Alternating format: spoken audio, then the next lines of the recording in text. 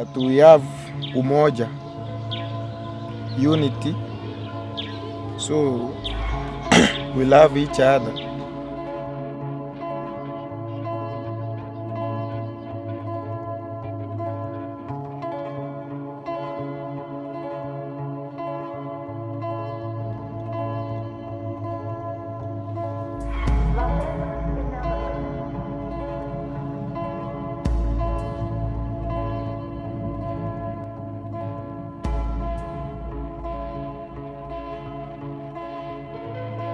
As we drive through the streets at night, this could be the hustle and bustle of any town or city across Africa. But if you look closely in the piles of rubbish and the dumpsters of this town, you will see something unique to Kenya. Tonight, an estimated 400,000 children will be living and sleeping on the streets of Kenya.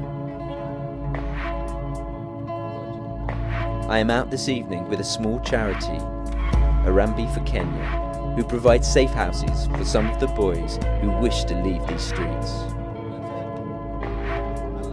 I am led to a group of boys, many whom are surprisingly young, huddled together in the darkness. They play a card game for pennies and inhale glue from a small plastic bottle that they pass around. Tonight, the charity has found two boys, Brian and Vincent, both 10 years old, who have expressed a genuine desire to leave the streets and to restart their education again. After some discussion with the boys, they agree to leave the streets that night and to come back with us. As the van prepares to leave the noisy, boisterous town, two small figures sit frozen with uncertainty in the darkness of the van. I think to myself how often these boys' lives must have been filled with uncertainty and a constant threat of danger. As we work our way through the late night traffic, the boys back at the safe house prepare to wash and welcome their new brothers.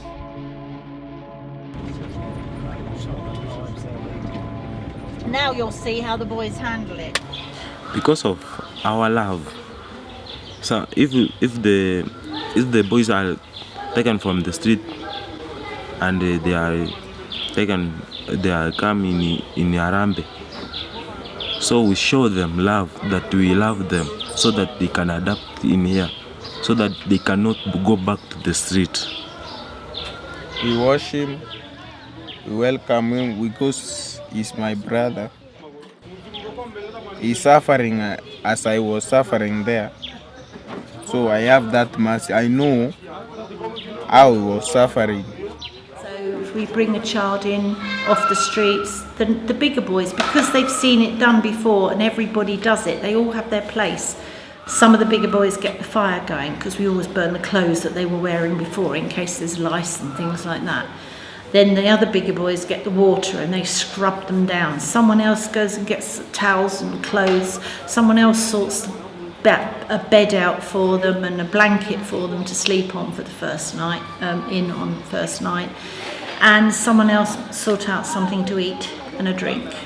And they'll just all welcome them in and tell them what's going on and not to be frightened, because there's no doubt they are when they come in, because they don't know what to expect. And it's just something that we've always tried to instill in them, because they've been so used to being beaten, and we don't allow that here. Okay, take them into Lydia's house, and then you can put the mattresses in there, in the little room on the floor, with the two blankets, and then when they've eaten, they can be tucked in.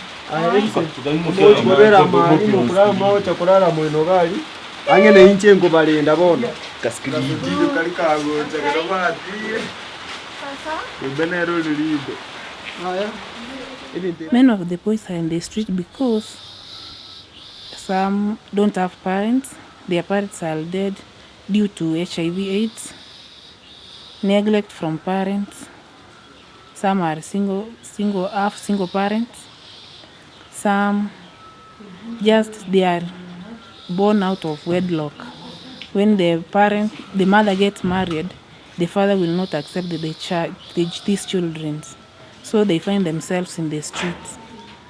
It's not their wish to be in the street. That night it takes time for me to settle. I'm still struck by the two boys' vulnerability, and I wonder what thoughts must be going through their head, and how they will sleep tonight in a clean bed.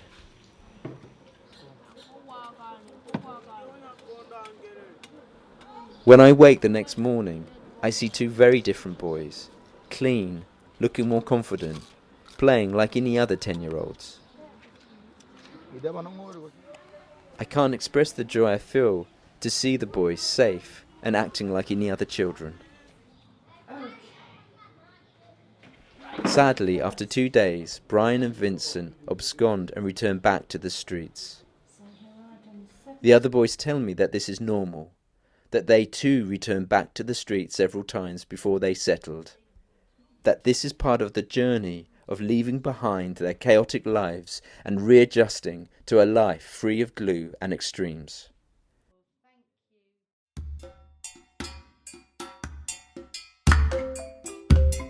This film is the inspiring story of how some young men have successfully left the streets.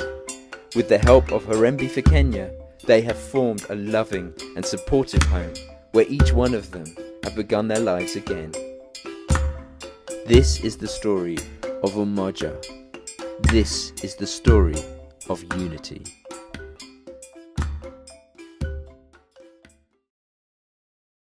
The life in the street, no one who was take care of you, and we come here, we settle down like brothers, and we take care of each other. We do the things good, and we go to school, and we learn more. Before I met Harambee for Kenya, my life was based in the streets. I was a street boy, and I had lived in the streets for 5 years. So my life, I had to find some tactics on survival in the streets. So in the streets, I didn't have a place to sleep. Getting food was so bitter. So my past has been with a bitter story. I really dearly died twice. I escaped death twice. Life in the street is somehow harsh because you get some people who sleep in ditches. They are beaten by police. They don't get food. They eat food from the dustbins, or sometimes they are all through hungry. Some sneeze glue which end to kill them, and some are killed by people. There's a lot of problem in the street because nobody cares about you. If you walk in the streets now, you can find so many boys playing cards, gambling, sniffing glue, smoking, and doing sort of things that will never fit their lives. So the boys in the streets are so many, and they need help. They need somebody to take them out of rubbish and make them to be good people. They have no future now because they have lost it in life. But if they can find somebody who can give them hope in life, they can succeed and go to be great people.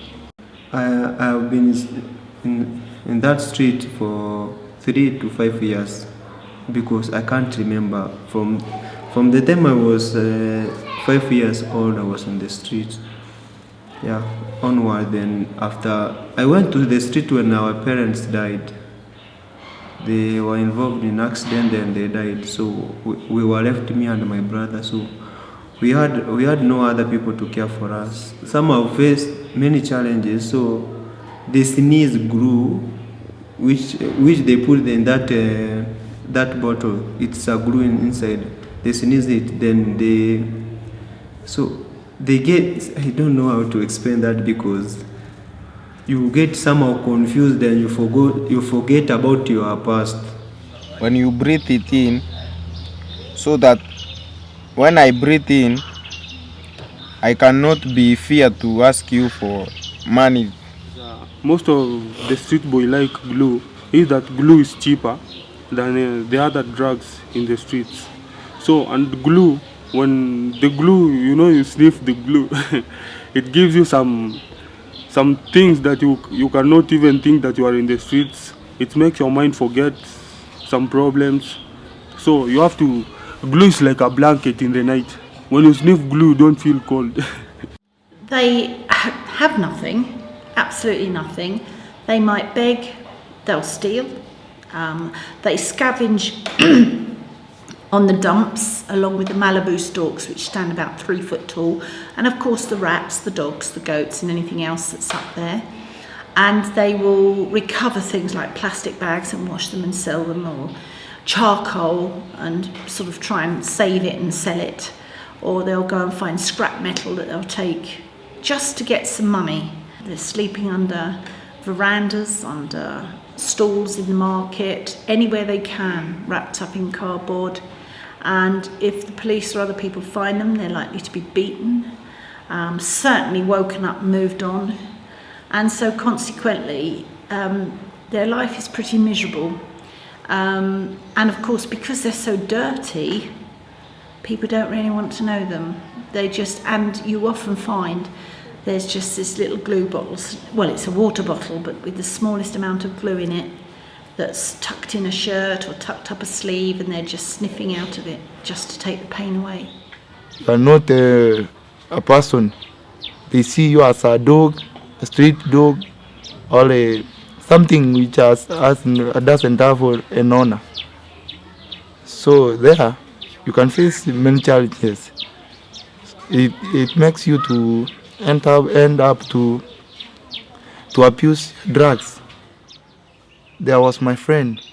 Now I heard that he died some back years ago. So and me, if you compare me,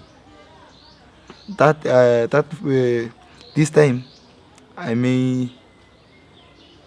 I would have died.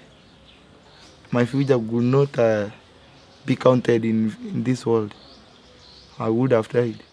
Now I can say my future is nice, and I'm focusing on it by working hard and achieve my dreams. To live here is so good, because if you compare here and where I was in the street, life in the street was so hard, because you have to struggle to find food. You have to, where you sleep, you sleep where there's cold, compared to here, where here you have beddings, you can sleep well, comfortable, mattress, you can even, there's no cold, so security is there, so it's good here.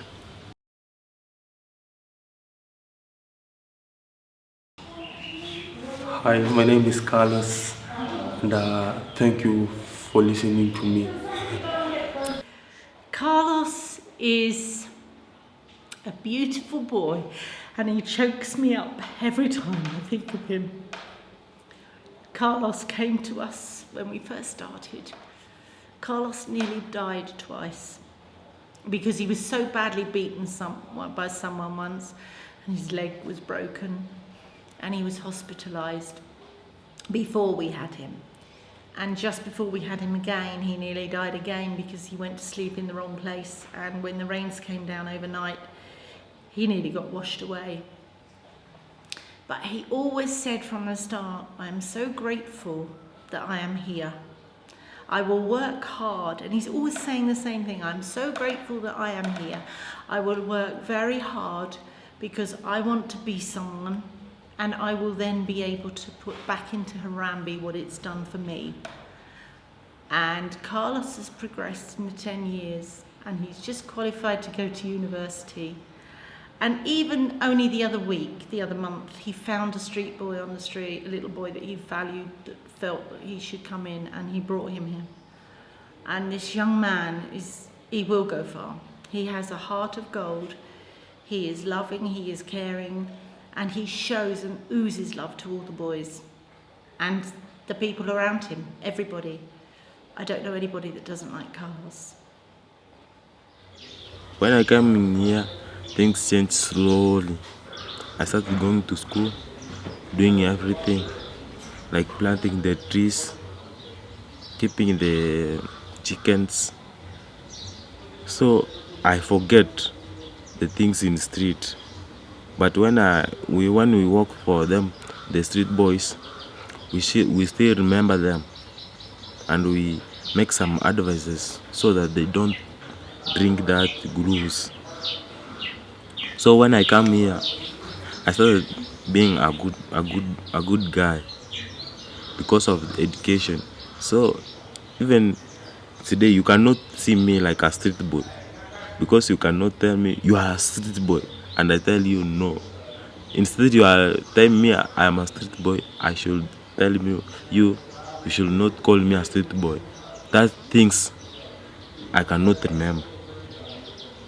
Yeah. Harambee for Kenya is a family, and we love each other as the boys who stays in Harambee for Kenya. We love each other. We love our parents who are the white people, because they have given us this life. And every boy in Harambee for Kenya is very happy to be in Harambee for Kenya, because there is nowhere on earth you can find life like in Harambee for Kenya.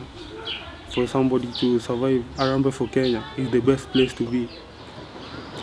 The love which they have here is not like the love which my family used to have.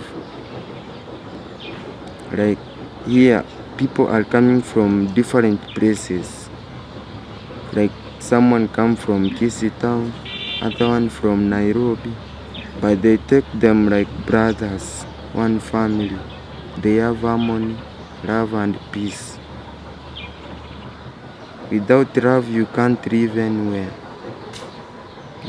Here it's really a place where I find is more better than home.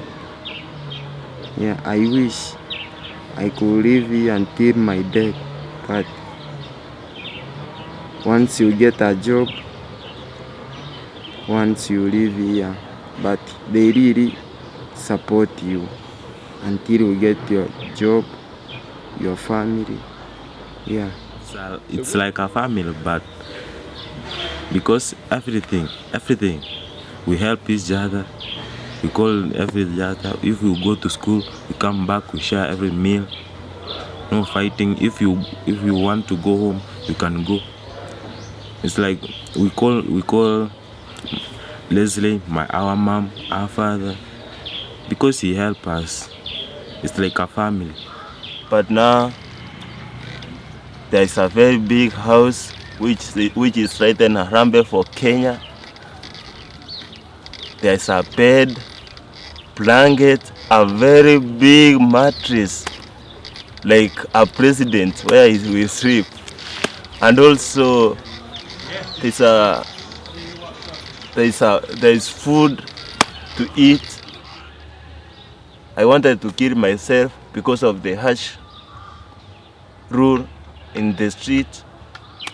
This has Harambee for Kenya has made my life to change from hopeless to something. Yeah, what I can advise people is to help each other so that we can succeed. Without helping, I don't think this world end up be crazy.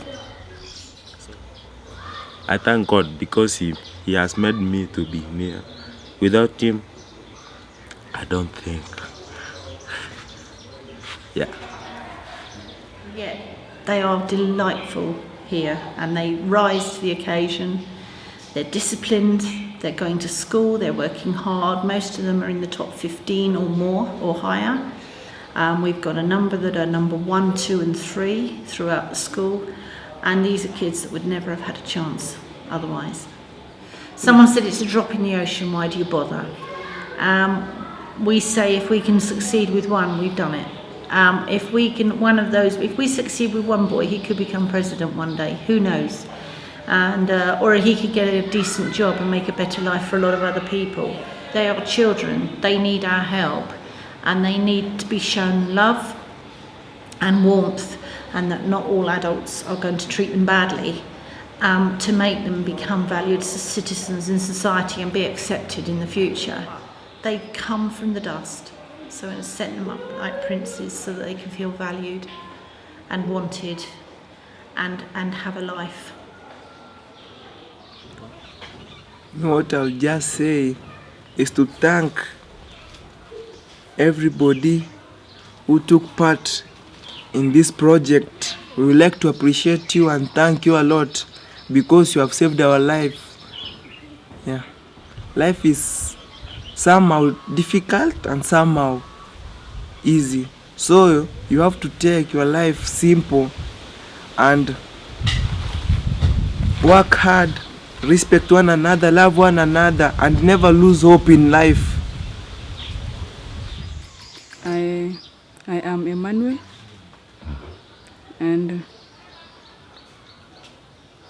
I just love my sponsor because he sponsors me. Yeah. Without my sponsor, I don't think that I will go far. But because of him, I see my life and I see my dreams come true. Harambee for Kenya means our home, or my home. Yeah, home for all Kenyans. If I can, I could like to build more Harambees for Kenya in many places, if I can, when I'm employed. People did not expect me I can reach this far. I've gone through my primary education, secondary education, and now I'm heading to college to take my courses. In the street you work for the next day, not even next hour, not even next day. But here I have seen a bright day because I'm hoping to get another course in college so that I can achieve my goals and get employment so that I can start my own life. Sure, Harambee for Kenya have changed me from all the way, from ash, from rags. Now I'm somebody. I can sound before you. Even the boys are working hard because they know this is not their mother or father sponsoring him. It's somebody who has just offered himself or herself to help him. They work hard to impress their sponsors so that they continue sponsoring them. They appreciate a lot for being helped, being taken care of, being loved and taken to school, and all sorts of things the sponsors do to them. And some are struggling. They wish to have one sponsor in life, because not all have sponsors. A few have sponsors. Some have not had sponsors, but God is there. Can't leave them alone. One day they will get one. Yeah. We always need sponsors for the children because when they go to secondary school we have to pay for it. If we don't have a sponsor for a child, he can't go to secondary school. It's quite simple. Just to feed all the children we've got so far, we need to raise just over £2,000 a month, which is a terrific amount for a small charity. And then with the schooling as well, it's not much by comparison to England, but for here it's enormous amounts of money. We're not a big charity. We don't want to be a big charity, but we might have 0.0003% of the boys that are on the streets of Kenya. But in this town, we've got nearly 10% of them. And that means we can make a difference. And the same in Meru. We've got nearly 10% of the kids that are on the streets are in our house. And it's hard work. And we always need sponsors. But we find it very hard to ask people. We find it very hard. We don't do the big thing like other big charities, and that's fine that they do that. They can. We don't have a fundraiser. Nobody in our charity in the UK gets paid. We're all volunteers. The only people that get paid in Kenya are those that are physically looking after the children. And the hardest part is to appeal to people. And I would say to people that it doesn't take much to make a difference at all.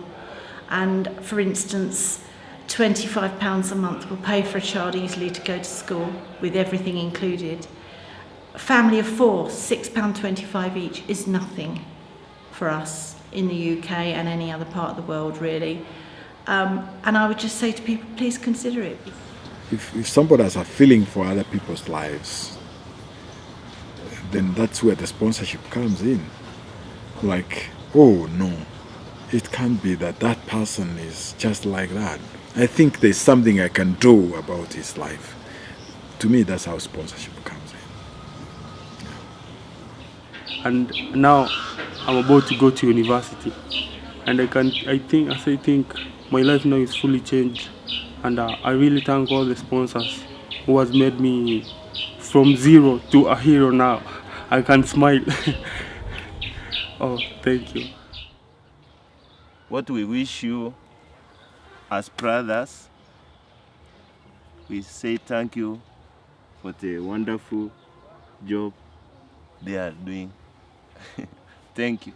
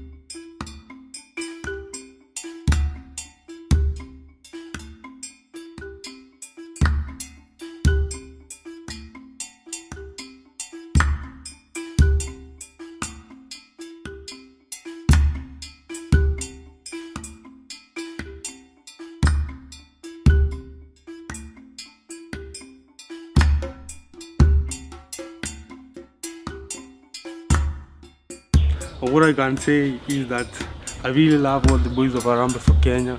I love all the sponsors. I love everybody in this home. And what I can say is that the boys really also love you all people.